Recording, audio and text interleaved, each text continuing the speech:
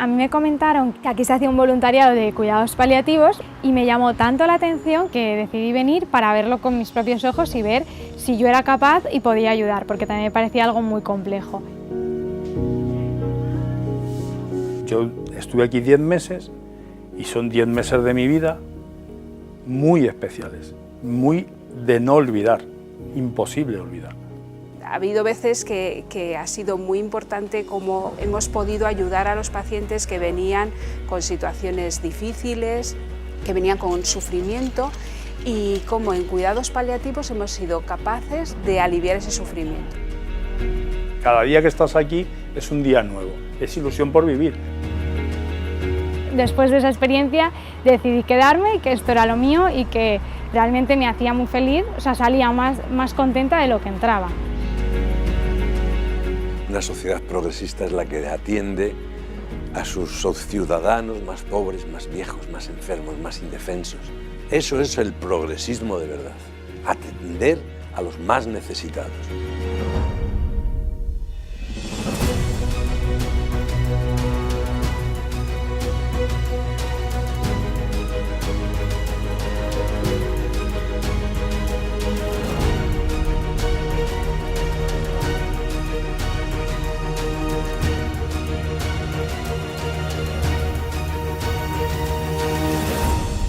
Morir en paz. Cuidados paliativos versus eutanasia.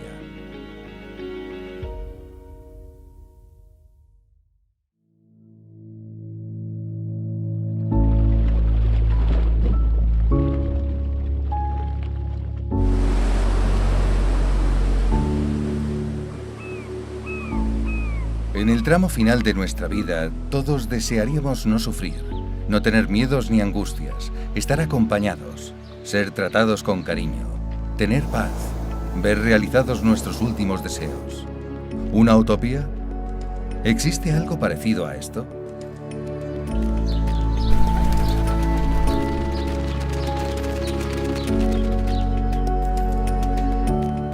Existe, aunque para la mayoría es un mundo desconocido. Es el mundo de los cuidados paliativos. Entrar en él puede ser una sorpresa. Y entonces le di un beso y la hija se volvió y dijo: en este hospital dan besos a los pacientes. Y digo, pues claro, si este hombre lo que necesitaba, viene a un sitio desconocido, se encuentra muy mal, está aterrado y encuentra una acogida positiva, pues lógicamente a ese paciente va a ser más fácil que luego cuente lo que le pasa, lo que le ocurre, ¿no? Porque se encuentra en un ambiente acogedor, cariñoso. Me gustaría es poder explicar una milésima parte de lo que yo he vivido aquí y de lo importante que es vivir hasta el final y hacer que esas personas realmente vivan con esa calidad de vida que merecen.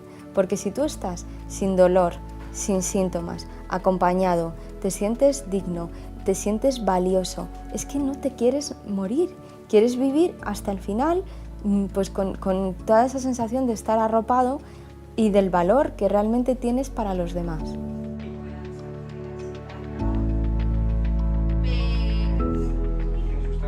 Lo que hacemos en paliativos es poner el broche de oro a la vida. Eso sí que lo decimos mucho. Pues eso, porque a lo mejor toda la vida ha sido un poco anodina y tú le das ahí pues ese detalle final que la hace bonita, que la embellece y que le da valor a los demás. Los cuidados paliativos mejoran la situación de los pacientes en situación de enfermedad avanzada porque el abordaje es multiprofesional, con trabajadores sociales, con psicólogos, enfermeros, médicos, es una forma de mucho trabajo en equipo. Los fármacos, es verdad que el manejo de fármacos derivados de la morfina, opioides, ha mejorado mucho, se conoce mucho más, se investiga mucho más, pero lo que más ha mejorado probablemente es que el abordaje de los pacientes es muy precoz. ¿Qué es lo que el paciente va a querer que se le haga y no se le haga cuando su enfermedad avance y a lo mejor no tenga capacidad para tomar decisiones? Esto es libertad y esto es autonomía y no la eutanasia. Una de las cosas buenas que tenemos en paliativos es que tenemos a veces tiempo para despedir, ¿no?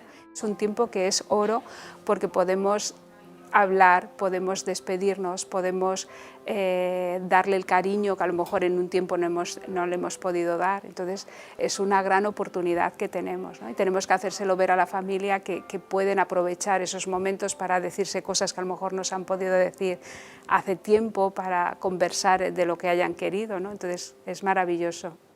Mi esposa le detectan un tumor cerebral maligno, que no tiene operación y que solo tiene tratamiento. Y la trajimos aquí, a Cuidados Paliativos Laguna.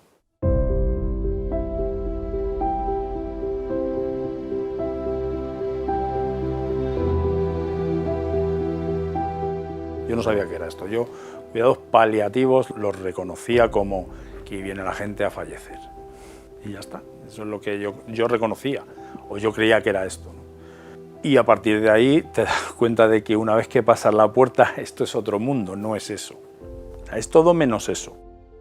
Y estuve durante 10 meses. Estuvimos aquí, bueno, pues viviendo, luchando mucho, pero viviendo mucho, con muchos momentos buenos, muchísimos, con mucha felicidad, con mucha ayuda, sin sufrimiento, sin dolores, ¿sabes? Recuperando mucha vida que en casa no podíamos tener, lógicamente, porque los cuidados paliativos lo bueno que tiene es que al enfermo le da mucha calidad de vida. Entonces, durante esos 10 meses que estuvimos aquí, pues tuvimos una familia, que eran los que trabajaban aquí. Cuando yo vine aquí, mi mujer no descansaba. No dormía apenas, comía fatal. Cuando mi mujer entró aquí, empezó a descansar, empezó a comer, se reía con las auxiliares, con las enfermeras, con los celadores. Y eso es algo que no puedes olvidar. Eso es muy difícil de olvidar, imposible de olvidar. Pilar y Pedro formaban un matrimonio unido. Otros, en cambio, han sufrido en su vida maltratos, violaciones, drogas o delincuencia. ¿Qué pueden hacer los cuidados paliativos en estos pacientes? Bueno, Isabel era también un caso de una chica pues también violada por... lo puedo contar, además dar su nombre, porque ella estaba encantada de que contásemos la historia y de hecho escribió un pequeño relato con toda su historia y quería que fuese contada. Su padre abusaba de ella sexualmente y de pronto pues lleva una vida pues saliendo, entrando de la cárcel, prostitución y drogas. De hecho, a 2 de sus hijas no las conocía, no las había llegado a conocer porque nada más nacer se las quitaron. Y de pronto le dicen que tiene cáncer y de pronto llega a un hospital donde tiene a un psicólogo que le ayuda a gestionar la culpa, tiene un trabajador social que se preocupa por todo lo que ha sido su vida, tiene un capellán, a un médico que le quita los síntomas para que pueda trabajar y pensar en todas estas cosas. Y entonces ella se reencontró con sus hijas, contó su historia y decía, es que ahora puedo vivir. Dice, qué rabia, ¿no?, la de vida que he perdido, pero me da igual haberla perdido porque ahora puedo vivir. Y eso que estaba en una cama y se sentía satisfecha de poder contar su historia y de enseñar al mundo de que ese no era el camino y de que la gente aprendiese, ¿no? Si los paliativos cosechan tantos éxitos, se debe en parte a la ayuda desinteresada, a veces heroica, de los voluntarios. Rocío es psicóloga, pero en este hospital ejerce solo como voluntaria en su tiempo libre. También hay jóvenes paliativos, ¿no? Te hace valorar muchísimo la vida, te hace, no sé, sales diferente, sales te ayuda en tu propia vida de, tengo que vivir bien para morir como esta gente, ¿no? Que es morir bien al final. Es verdad que hay momentos duros, ¿no? Porque al final estás en constante contacto con la muerte, pero si tú te preparas para ello, sabes que realmente ellos van a morir bien, porque aquí mueren muy bien, o sea, es un lugar que se les cuida muchísimo y ellos lo agradecen al final, tener este final de la vida, ¿no? Hola, buenos días. ¿Qué tal? Oye, si necesitáis voluntarios, a mí no me importa venir aquí. Yo no tengo ningún problema, me pongo lo que haya que ponerme y si hay que mover, muevo. Que hay que lavar, yo lavo, yo no tengo ningún problema. Que hay que subir, que hay que bajar, a mí no me importa. Me costó mucho venir, pero luego vine, me emocioné muchísimo, vi a enfermeras que se pusieron a llorar como yo. Y no lloras porque hayas perdido a un familiar de aquí, lloras porque durante ese tiempo has tenido un vínculo aquí. Eso es nuestro papel, ¿no? Intentar aliviar. Y lógicamente nuestros pacientes pues mueren en paz y mueren con una serenidad que yo también la deseo, ¿no? Y si, cuando me llegue mi propia muerte, si es por enfermedad, si no es por un accidente, yo diría, pues me encantaría muchas veces, ¿no? Tengo envidia de esos pacientes y digo, así me gustaría morir a mí, ¿no? Con esa paz, con esa serenidad, con sus seres queridos alrededor, tranquilos y apacibles, ¿no? Y esto se puede conseguir en paliativos.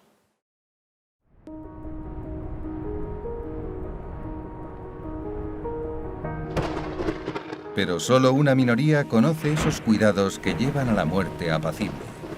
La opinión pública y los gobiernos de algunos países proponen otra forma de acabar con la vida. ¿Por qué una persona pide que acabemos con su vida? Porque eso va contra la naturaleza. Nadie se quiere morir. Hemos tenido muchos casos de enfermos que llegan el primer día a las unidades de cuidados paliativos pidiéndonos, por favor, doctor, póngame una inyección y acabar ya porque no puedo soportar este dolor. Llevo 11 días sin dormir y cuando le preguntas, ¿y qué está usted tomando para el dolor?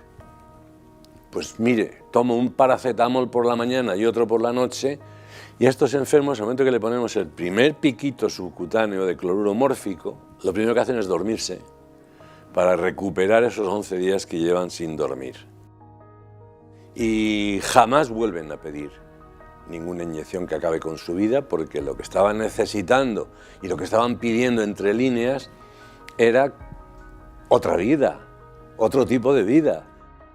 A mí me gustaría que se entrevistara a los pacientes que tienen un cáncer avanzado, una enfermedad degenerativa, una insuficiencia de órgano y les pregunten si quieren que acabemos con su vida.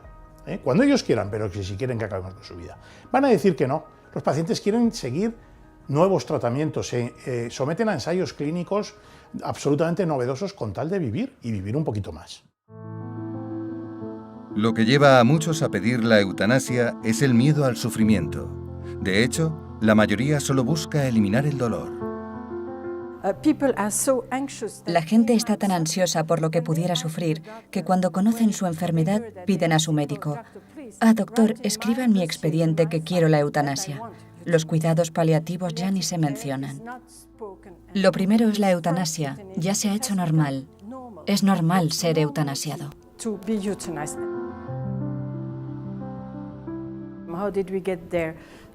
¿Cómo hemos llegado a esto?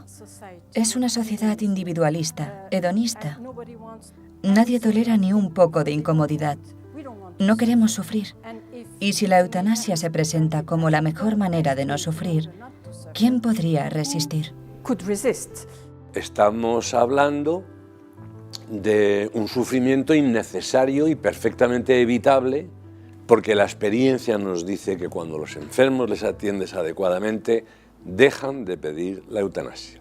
Yo solamente he recibido expresamente una petición de que quítame la vida, ¿no? Quiero que me quitéis la vida directamente, ¿no? Y era una señora que estaba físicamente perfectamente bien, pero no encontraba sentido a su vida, ¿no? Entonces, pues se valoró y lo que tenía era una depresión y con ayuda de los psiquiatras se consiguió que esa persona volviera a buscar un sentido, ¿no?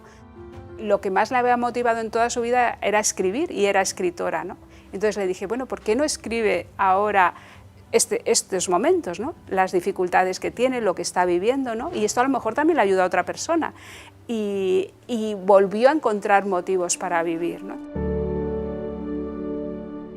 Millones de personas mayores viven el drama de la soledad, el abandono, el maltrato.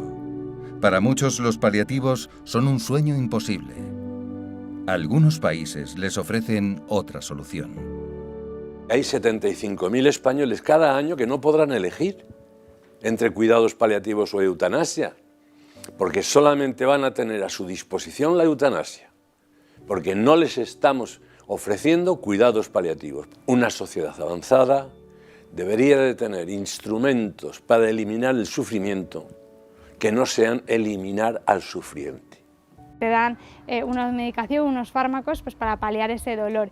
Y eso, junto con un buen acompañamiento médico, psicológico, de voluntarios, familiar y todo lo demás, cuando tú les preguntas si necesitan algo más, pues están cubiertos, ¿no? Lo tienen todo. Bueno, pues esta es la forma civilizada de atender este tipo de situaciones. Y la sociedad tiene la obligación de hacerlo, como atiende a colectivos hoy en día absolutamente deprimidos, a los pobres, a los niños que no tienen escolarización. ¿Por qué no atienden a este tipo de colectivos? Es una obligación social, ¿no? La eutanasia cambia, revierte completamente esto. Y al final la presión es sobre el que sufre este problema. Quítate de en medio, que eres muy costoso y a tu mujer le estás haciendo la Pascua. Al final ellos se sienten un estorbo y acaban pidiendo la eutanasia. A la eutanasia se la reviste de un aura benéfica, compasiva. ¿Qué es en realidad?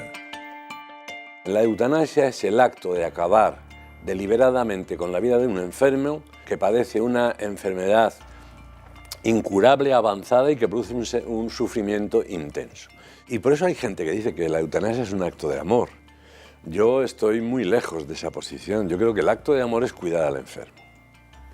Lo realmente amoroso es cuidar al enfermo. No lo sé por qué. Ven progresista la eutanasia, cuando yo creo que es todo lo contrario. Yo creo que lo que es progresista, de verdad, es atender a los ancianos, es atender a los más enfermos, los más pobres, los más necesitados. Algunos confunden la eutanasia con la sedación paliativa. ¿Qué diferencia hay? Nuestros pacientes mueren bien porque tenemos recursos tan avanzados como la sedación paliativa. Si un paciente no podemos abolir su sufrimiento porque este síntoma al final de la vida llega a ser refractario, y refractario significa que no podemos disminuir ese sufrimiento, aun a pesar de todas las técnicas que hoy en día disponemos de ellas, pues dormimos al paciente y el paciente muere dignamente, en paz. Pero muere por su proceso patológico, no porque pongamos dosis letales para acabar con la vida de este paciente. Porque si lo que yo quiero es acabar con el enfermo vive 3 minutos. Si vive 38 horas, es que mi intención no era acabar con su vida. Y es la intencionalidad uno de los argumentos que explican desde el punto de vista ético y moral un acto. La mayor parte del planeta se niega a otorgar a los médicos el poder de matar. ¿Quién promueve, pues, la eutanasia? ¿Y cómo? Las mismas fuerzas que han impulsado el aborto. Esas son las mismas que están detrás de la eutanasia, el suicidio asistido, el matrimonio entre personas del mismo sexo. Y hay una especialidad en ese grupo que impulsa la eutanasia y el suicidio asistido. En Estados Unidos se llaman Compasión y Libertad y tienen mucho dinero, mucho dinero. Aunque exista la objeción de conciencia, la presión de la familia, la presión del resto de personal del hospital es real y es difícil frenar esta epidemia de eutanasia. La eutanasia es el tratamiento más barato para la vejez. Es mucho más barato acabar con la vida de este paciente y ahorrarnos ese gasto sanitario que en el último año de la vida en España significa un 75% de todo el gasto de toda la vida. Luego es barato. Es verdad que nadie ha alegado esto, pero tampoco nadie se ha atrevido a decir que no a este argumento que yo aporto. Holanda fue el primer país democrático que entreabrió la puerta a la eutanasia allá por los años 70. ¿Cómo está ahora? Está creciendo. Y si sigue creciendo a este ritmo, al final todos morirían de este modo en los Países Bajos. Estamos ya en más de 6.000 personas eutanasiadas por año. Más del 5% del total de muertes son debidas a la eutanasia en Holanda. Esa ya no es la excepción extrema. Está sucediendo muchísimo.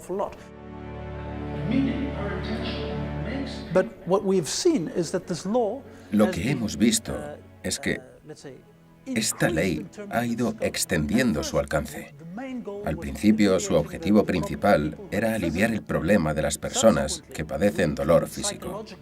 Posteriormente, incluimos el dolor psicológico como calificación. Y después de eso, hemos ampliado su campo hasta matar personas con demencia, que no son capaces de expresar su voluntad. En Bélgica, el problema con la ley es que no es controlable. ¿Acaso la depresión es un sufrimiento médico incurable y constante? Es cierto que muchos dolores son difíciles de soportar, pero un pilar de la ley de eutanasia en Bélgica es el sufrimiento insoportable, un sufrimiento que no se puede aliviar. Si no sufres, no tienes eutanasia en Bélgica. El problema es, ¿cómo puedes medir el dolor insoportable? No es objetivo. No es como un exceso de velocidad. Si conduces a 250, puedes medir la velocidad. Pero, ¿puedes medir el sufrimiento insoportable? La respuesta es no. Por tanto, nada está controlado en Bélgica, porque el dolor insoportable no se puede medir. Y si nos llama a las 2 de la mañana, es que tengo mucho dolor, y nos dice, es que me duele todo, es que es un dolor insoportable, ¿no? Y nos paramos a conversar con él, vemos que tiene mucha verborrea, que no tiene ningún síntoma físico así de dolor, y estamos con él conversando, y al final detectamos que no era tanto dolor lo que tenía como que era miedo, que era pánico, ¿no? La pendiente resbaladiza puede llevar incluso a eutanasiar a niños en Bélgica. La ley de la eutanasia se aplica también a menores sin límite de edad. Pero lo más importante no es eso, sino el hecho de que cada vez más gente se hace eutanasiar, porque la oferta genera demanda. Y cada vez más mayores se están dejando arrastrar al proceso de pedir la eutanasia. Y eso es muy preocupante, porque hay cada vez más personas mayores, y si no ven el significado de la vida, empiezan a pensar en la eutanasia. La pendiente resbaladiza de los Países Bajos se ve también en Bélgica. Ese es el problema, no podemos controlar nada. La puerta está abierta, y la clandestinidad también es mayor que antes. Estados Unidos se ha ido haciendo cada vez más provida respecto al aborto, pero en el tema de la eutanasia, del suicidio asistido, estamos empeorando. Oregón fue el primer estado en 1997 en legalizar el suicidio asistido. Un doctor prescribe una dosis letal de píldoras a un paciente para que se las trague y se mate. Los pacientes que no reúnen los requisitos consiguen fácilmente recetas para suicidarse. De hecho, se requiere un diagnóstico terminal de 6 meses, pero los médicos dicen, en realidad no se sabe cuándo vas a morir. Es una ley muy peligrosa. existe un país, Colombia, donde unos jueces impusieron la eutanasia contra la voluntad mayoritaria del país.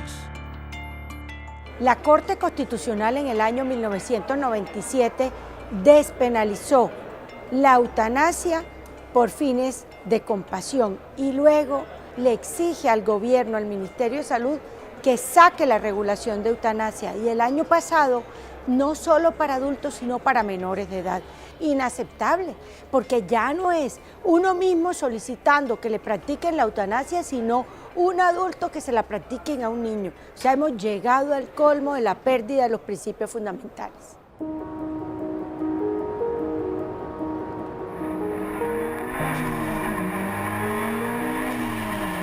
¿Qué nos aguarda si seguimos deslizándonos por esa pendiente?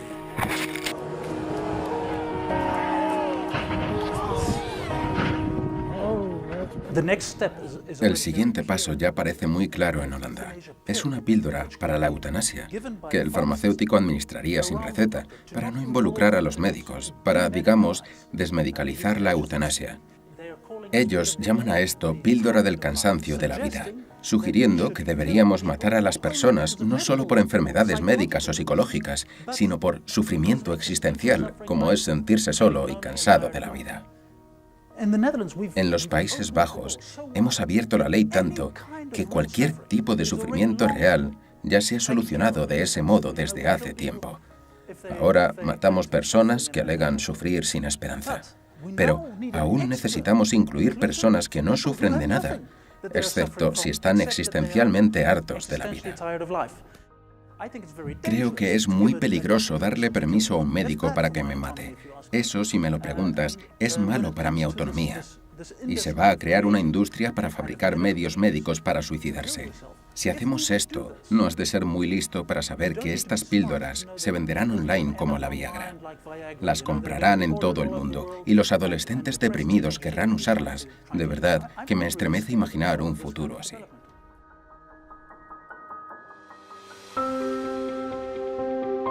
La pandemia del coronavirus ¿nos ha enseñado algo sobre la vida y la muerte? Hemos visto como una sociedad entera, un planeta entero, se ha movilizado en pro del cuidado del que lo necesita, del indefenso, en pro del cuidado y en pro de su vida, y en de que su vida sea digna, sea vida hasta el último momento. Toda la sociedad en bloque nos hemos rebelado contra la mera idea de que una persona pudiera ser descartada de los hospitales porque era mayor o porque a lo mejor estaba más limitada físicamente. Queríamos que todo el mundo recibiera los mejores cuidados, imprimar uno por encima de otro porque a lo mejor tenía más expectativas de supervivencia, nos parecía terrible. La humanidad está ante una encrucijada. ¿Qué muerte es más digna? ¿La del que es desechado como estorbo o la del que es acompañado con cariño hasta su fin natural? Me emocionaba cuando entraban las enfermeras y le empezaban a moverla, venga, no sé qué, vamos a poner, venga, a ponerla guapa, vamos a pintarla. O cuando venían las auxiliares a lavarla y la ponían música y hacían como si bailaran con ella. Y si alguno se siente solo, lo que necesita es amor, ternura, no necesita eutanasia. Lo que la gente quiere es no sufrir en el momento de morir. Yo soy una persona muy sensible al dolor de los demás y no por eso mato a las personas. Aviso a todas las demás sociedades. No creáis que legalizar es contener. Es exactamente lo contrario. Vais a abrir las compuertas de par en par. ¿Qué es lo que veo venir? Lucha. Luchar por la vida. Eso es lo que viene. Somos luchadores porque salvamos vidas y no nos detendremos. Es como una película que a lo mejor ha sido muy aburrida, pero si el final es bueno, da sentido a toda esa película.